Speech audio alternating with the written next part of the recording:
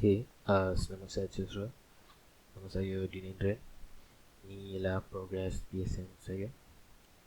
Alright, so so ini ialah main menu game saya. Ada new game, load game, option, credits, and quit. Let's go new game.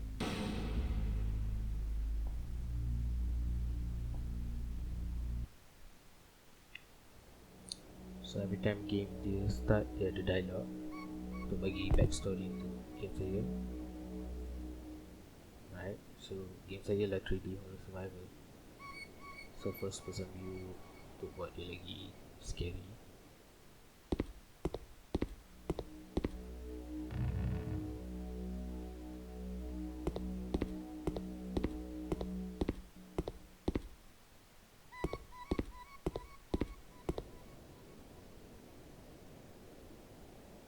So dekat atas ni ada guide arrow untuk tunjuk player that dia orang kena ambil something.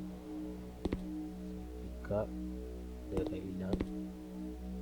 Di sini ada ammo box, so bila player ambil dia dapat bullets.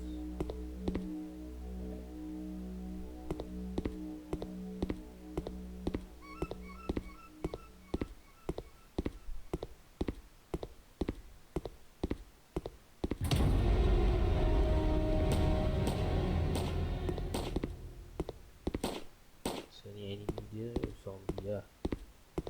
For now saya buat 2 bullets, dia boleh mati. Nanti saya akan tukar health dia. Right.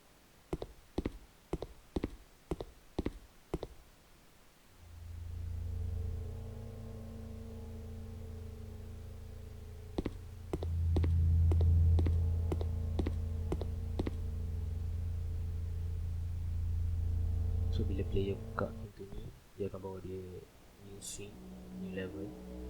So far progress saya sampai sini dah. Ni saya akan buat macam kat sini ada pintu, and then bila player nak progress to the next room, dia kena cari kunci, and untuk dapat kunci tu kena solve some kind of solve some puzzle, kind of puzzle lah. So maybe saya akan buat 3 bilik lah. 3 bilik dia ada solve puzzle, dan ada enemy yang akan jump scare. So far yang tu je progress saya. That's all, thank you.